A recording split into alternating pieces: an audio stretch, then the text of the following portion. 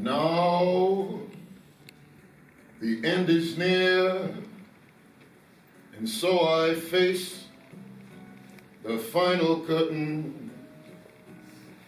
My friends, I'll say it clear, I'll state my case, of which I'm certain. I've lived a life that's full. I traveled each and every highway, and more, much more than this, I did it my way. Regrets, I've had a few, but then again, too few to mention. I did what I had to do and saw it through without exemption. I planned each charted course, each careful step along the byway, and more, much more than this, I did it my way. Yes, there were times, I'm sure you knew, when I bit off more than I could chew. But through it all, when there was doubt, I ate it up and spit it out. I faced it all and I stood tall and did it my way. Oh my God! Yes! Yes! Amazing! Love you, Johnny. Thank you. Oh, where's Johnny Craig? That was my baby. Caregiver love. Caregiver. That's right. However. However.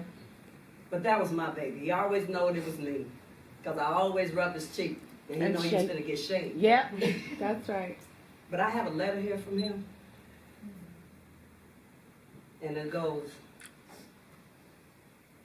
"Dear family and friends, I've moved. And I have a change of address."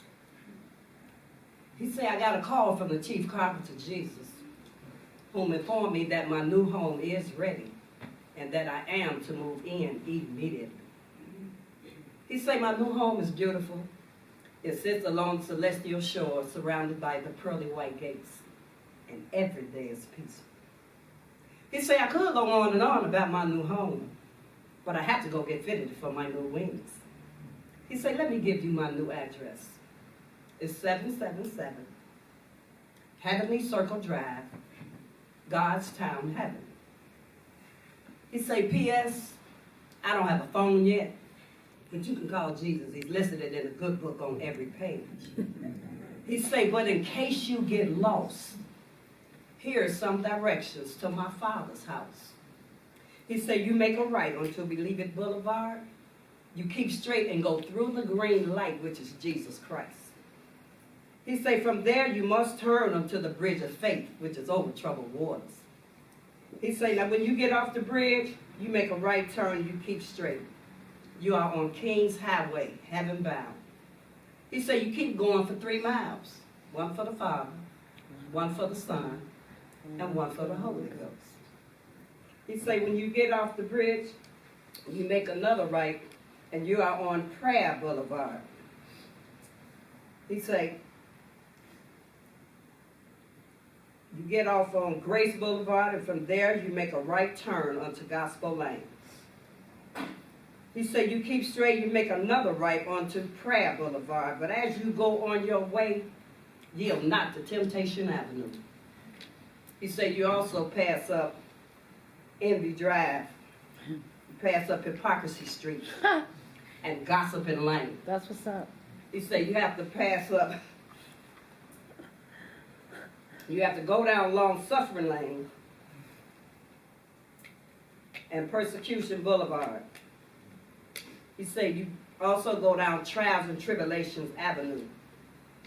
He said, but that's okay, because Victory Boulevard is straight ahead.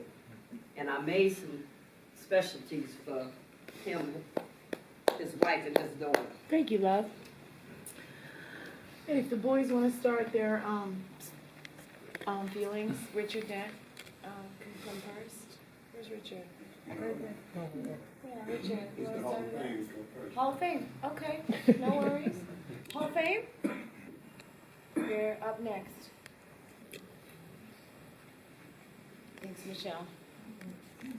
Chief Relationship Officer at the Pro Football Hall of Fame, and joining me is my colleague Michelle Norris, and we are honored and privileged today to be here to represent the Hall at this ceremony. Grunt work, the basic, hard work, often physical work that is necessary for something to succeed. When you think about grunt work, you gotta think defensive tackles. Keep the linemen off the linebackers. Stop the run. Fill the gap. Occupy two blockers. You sit in the middle of a traffic jam of 22 other players every day, every play. Now here's the best part. Defensive tackles mostly live in obscurity. Very rarely are they mentioned on TV. Very rarely are they written about. But here's the beautiful thing. Defensive tackles love the obscurity. They love to do the grunt work. And that's what Steve did for your Chicago Bears. It was necessary for Steve to do the grunt work for the team to succeed. And so we all saw his leadership, we saw his commitment, we saw his passion, and we saw that he was the glue to the team.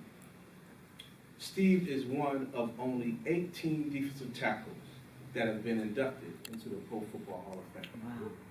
And he is one of only 385 men to have a bronze bust in Canton, Ohio. Today, it is my honor to present Misty and Macy with this Hall of Fame stacked flag that was flown half-staff upon Steve's death. It is also my honor to present a Hall of Fame medallion, which simply reads, Hall of Famer Forever. forever. Oh, thank you, Adrian. Yes, thank you, Michelle.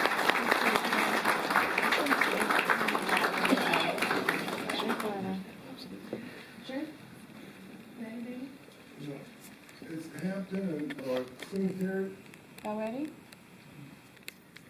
Hampton or Singletary in the house?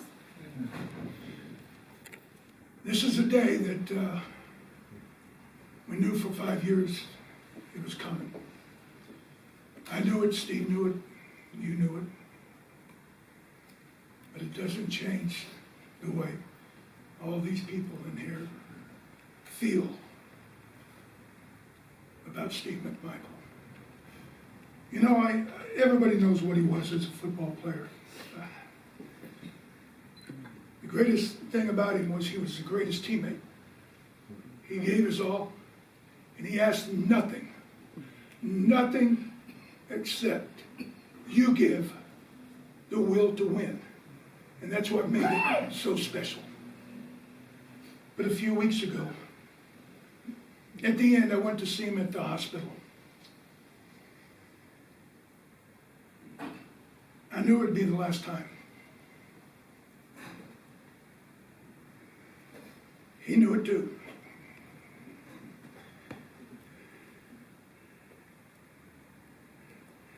We knew this horrible, horrible ordeal was almost over. I remembered back at the very beginning when he was getting sick and he was losing his ability to walk or to open a bottle or whatever. And just before he lost his ability to speak and communicate. I remember him saying, and the thing was, he was grappling with the reality of this awful, insidious disease. And I remember him saying, in his own unique way, and all the guys that played with him, there's nobody like him. But in his own way, he would come up with these little pearls of wisdom, little cliches about life. And I remember he said, in life, your journey is your reward. And you know, over the last couple of years, watching his struggle, and I would think about that. You know, we all have a path. We all have a journey.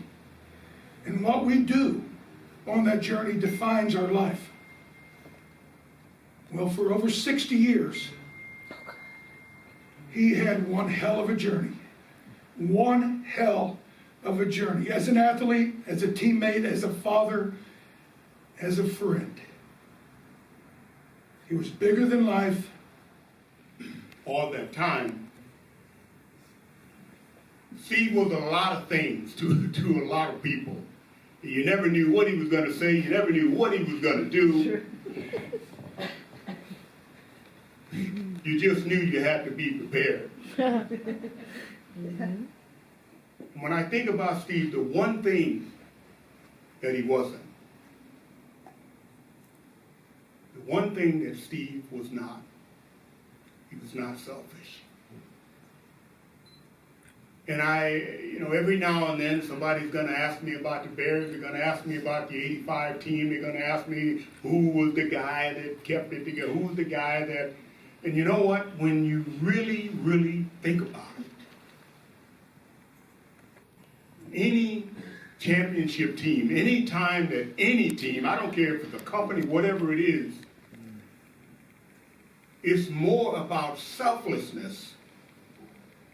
He really did not care about any of the accolades. Yeah, he wanted to be All-Pro. Yes, he wanted to be in Hall of Fame, but that wasn't his focus. His focus was to do his job. It was more important for him to be where he was supposed to be and to play through the pain, to play through the hurt. That's the thing to me about Steve, that when I think about the '85 Bears, that's what I think about that made the Bears great. Because of players like Steve that did not care about anything but winning.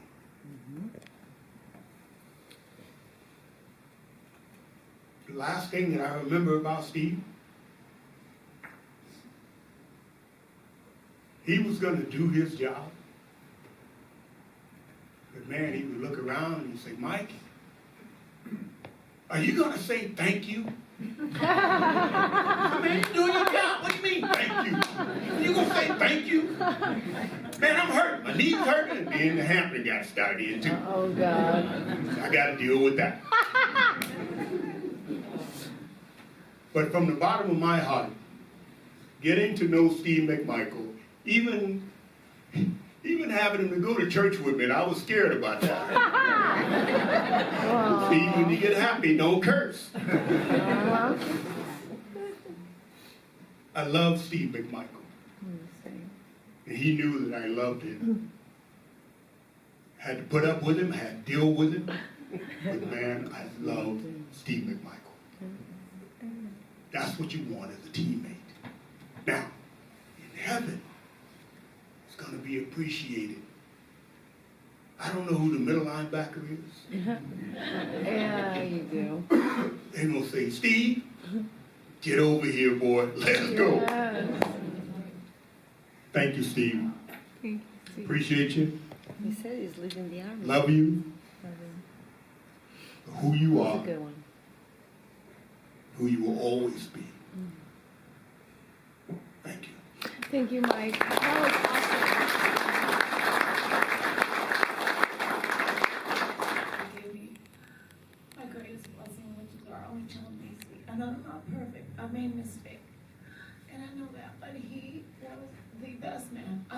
know, and I love him with all my heart, and I always will.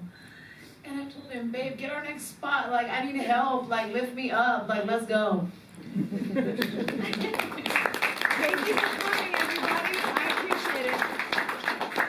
I know we all loved him. I mean, what was not to love? He was the best. And fuck the rest, right? Yeah. Okay, great. Let's eat and drink and celebrate his life. Anybody else want to say anything? Anybody else want to say anything on his behalf? I'm gonna say something. Okay, awesome. Sorry, David. No, I'm not gonna say anything yet. Oh, Peyton is gonna say. Oh, there you go, Jared. That's what's up.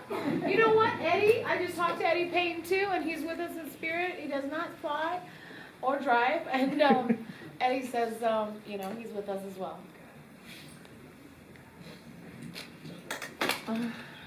I wasn't gonna say something. Me there. Yeah, But I'm glad you did. I wasn't gonna say anything.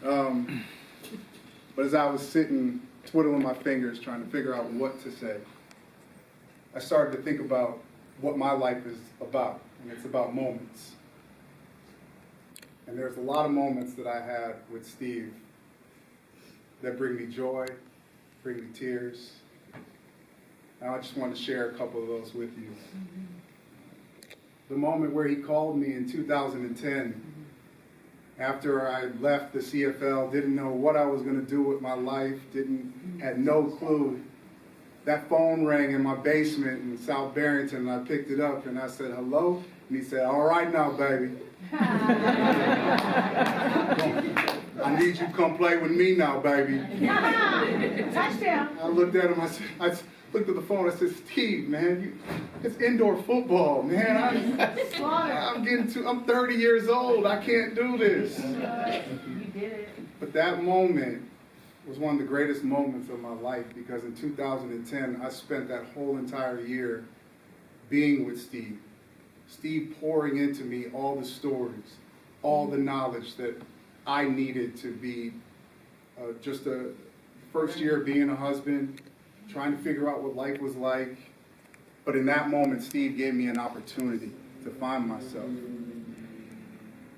In Michigan on this game day, everybody's out of the locker room, and man, I just was nervous because even on playing indoor football, people still looking, oh, Peyton's here, this and that, and I was nervous. All these people were out there, and I remember I was the last person out of the locker room. Yep. And as I walk out of the locker room and take my headphones off, the shower is on, and I'm wondering why the shower is on. So as I walk into the shower and I look in, and Steve is in there smoking a cigarette Trying to. with a can of Degree in his hand, spraying it. Because we're not supposed to smoke in the Say, we building. gotta get this win now, baby. And it was at that moment when I needed a smile, he gave me that smile that I needed.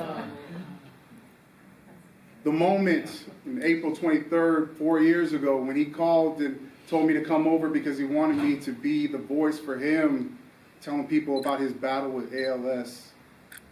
And I remember we were walking around, and just the fact that he called me, You were there. man, I was there for him. And that wasn't my moment, that was his moment. But in that moment, I was there for him. You were. Thank you. And in the last game that I played in indoor football, pulled my hamstring. Uh-oh.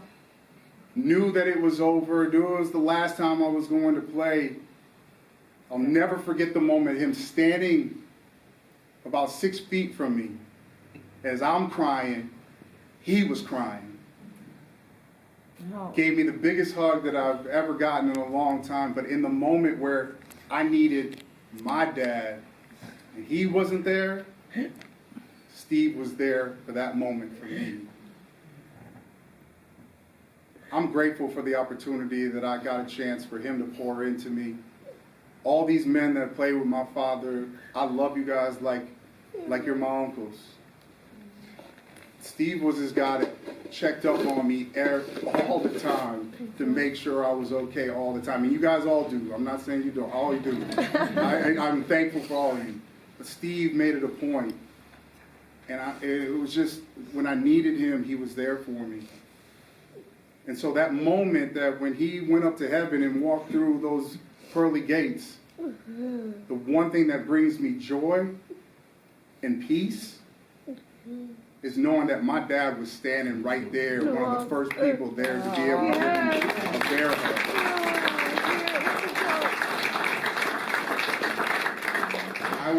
I will forever be indebted to Steve. And for the last 4 years, Macy, Misty, giving me an opportunity to be his voice, which one thing that I missed the most was his voice. I know. So I love you guys. You ever need anything from me, you know I'm always here. Always here. And Steve, you'll be forever missed. Thank you. You baby, thank you.